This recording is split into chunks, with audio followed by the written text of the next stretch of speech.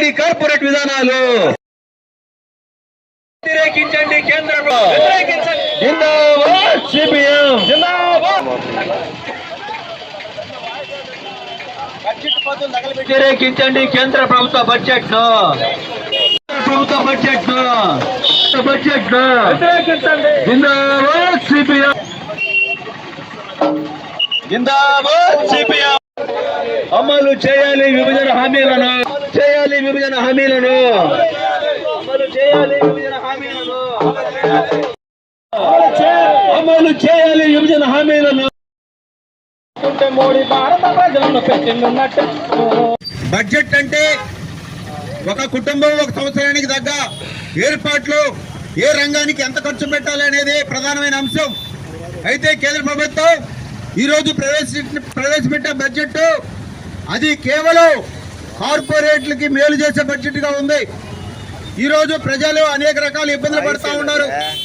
ఆరోగ్య ఇబ్బందులు, ఆహార ఇబ్బందులు, అనేక రకాలుగా ఉపాధి ఇబ్బందులు.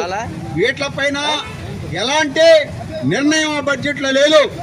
అందుకోసం ఈ రోజున 20వ తేదీన వామపక్షాలు అన్ని కలుసుకొని ఇది నిరసన తెలియజేయాలి, ప్రజలకు తెలియజేయాలి అని చెప్పే పిలుపు మేరకు కోవూరులో బజార్ సెంటర్ లో ఈ రోజు ఆ బడ్జెట్ ప్రతులను తగలబెట్టడం జరిగింది.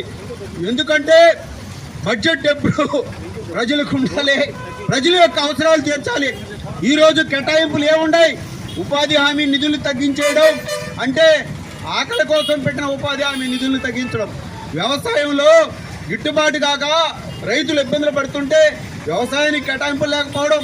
ఇప్పుడు కేటాయింపులు ఎలా ఉన్నాయంటే ఈరోజు కార్పొరేట్ సంస్థలు వస్తున్నాయి, నిధులు కేటాయిస్తున్నాం, ఉద్యోగాలు వస్తాయని చెప్తున్నారు. 2 కోట్ల ఉద్యోగాలు ఇప్పటి వరకు ఎంతమందికి ఇచ్చారని ఈ మోడీ గారిని కోరుతా ఉన్నాం. మరో పక్క విభజన హామీలు. ఈ రోజున అమరావతి నిర్మాణం రాష్ట్రంలో సన్నగిలిపోయింది. ఆ అమరావతి నిర్మాణానికి నిర్మలా సీతారామన్ గారు అప్పు ఇప్పిస్తారంట. అప్పు తెచ్చుకునేది ఈ రాష్ట్రంలోని ముఖ్యమంత్రికి తెలియదా? ఈ రాష్ట్రంలోని ప్రజలకు తెలియదా? కేంద్ర ప్రభుత్వం నుండి ఏ వాటా ఎంత ఇస్తున్నారని అడగలేని దుస్థితిలో ఈ రోజు రాష్ట్రం సన్నగిలిపోతా ఉంది, ఆర్థిక ఇబ్బందులు ఎదుర్కొంటా ఉంది. ఈ రోజు ఏ మౌలిక వసతులు లేవు. ప్రత్యేక హోదా 10 ఏళ్ళు ఇస్తామన్న వాళ్ళు ఈ రోజు ఇప్పటివరకు మాటలు లేవు. అదేవిధంగా విభజన హామీలు చట్టం చేసిన అమలు చేయలేని పరిస్థితుల్లో వచ్చేసింది. ఈ రోజున నిరుద్యోగం తాండవిస్తా ఉంది. వేల కోట్ల రూపాయలు, లక్షల కోట్ల రూపాయలు ఈ రోజు కార్పొరేట్లకు దారబోస్తూ ప్రజానీకానికి అధిక ధరలు ఏ వస్తువు కొనాలన్న అందుబాటులో లేదు. ఎందుకంటే కొనుగోలు శక్తి పూర్తిగా సన్నగిలిపోయింది.